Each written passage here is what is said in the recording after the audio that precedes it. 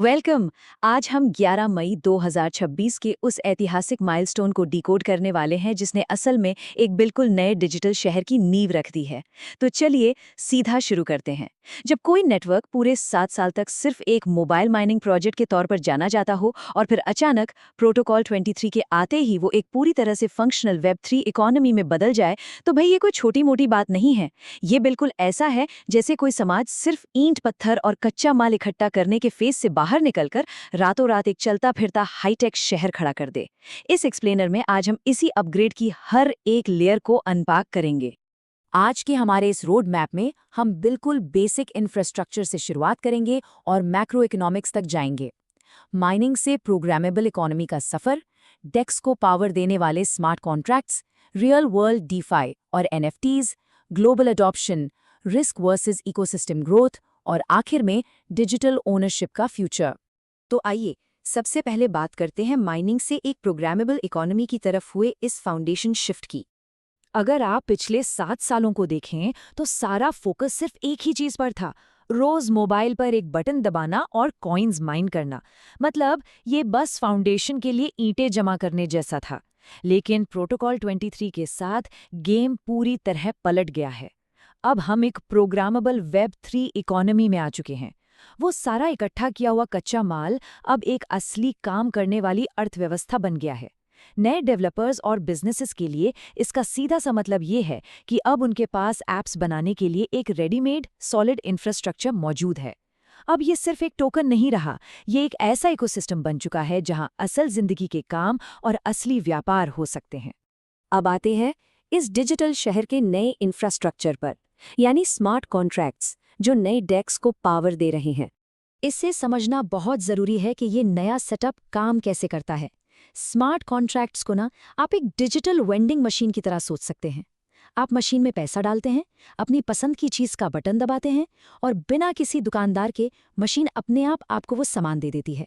बिल्कुल इसी तरह स्मार्ट कॉन्ट्रैक्ट्स सीधे पाई मिनट पर रन करते हैं। ये पूरी तरह से ऑटोमेटेड और ट्रस्टलेस होते हैं।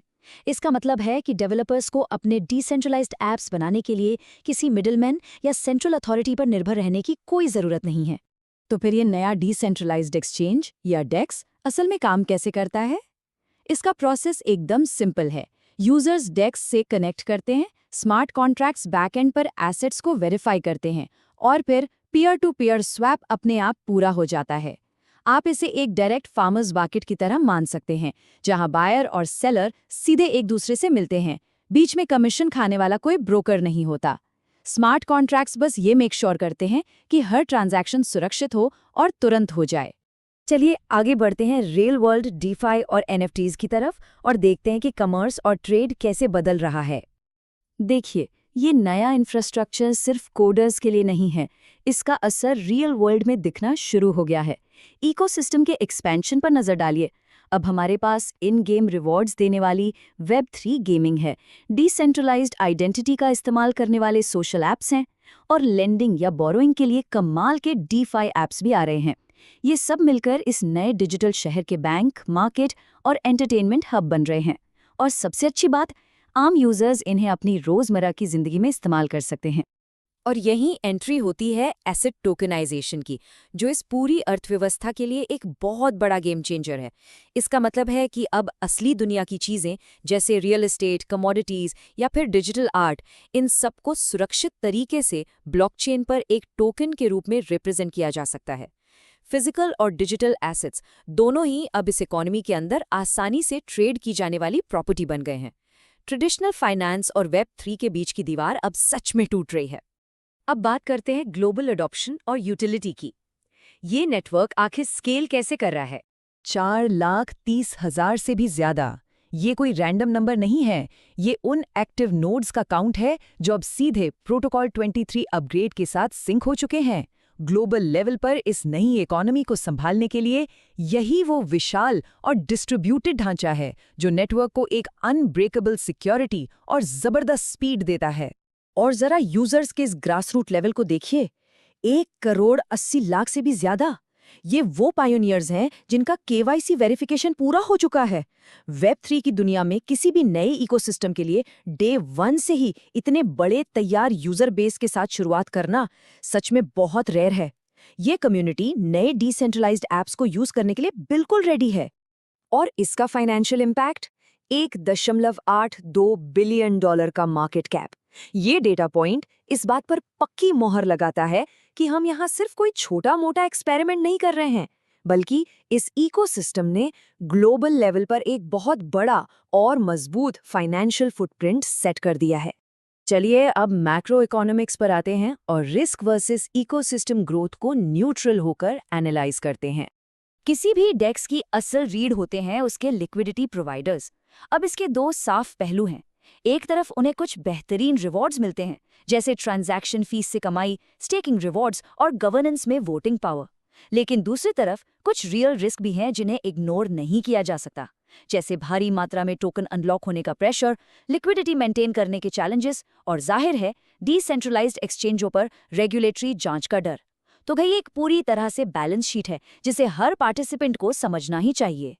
और इसी कॉन्टेक्स्ट में ये तुलना बहुत क्रिटिकल हो जाती है। टोकन अनलॉक का प्रेशर बनाम इकोसिस्टम की ग्रोथ, ये सीधा सा सप्लाई और डिमांड का खेल है। जब इतने सारे लॉक्ड टोकन एक साथ मार्केट में आएंगे तो जाहिर है वो एक तगड़ा सेलिंग प्रेशर बनाएंगे। लेकिन दूसरी तरफ अगर नेटवर्क लगातार ग्रो करता है, नए डैप्स आते हैं और असली यूटिलिटी बढ़ती है, तो वो इन टोकन्स के लिए नई डिमांड भी पैदा करेगी। अब देखना यह है कि क्या ये नई डिमांड उस नई सप्लाई को बैलेंस कर पाएगी।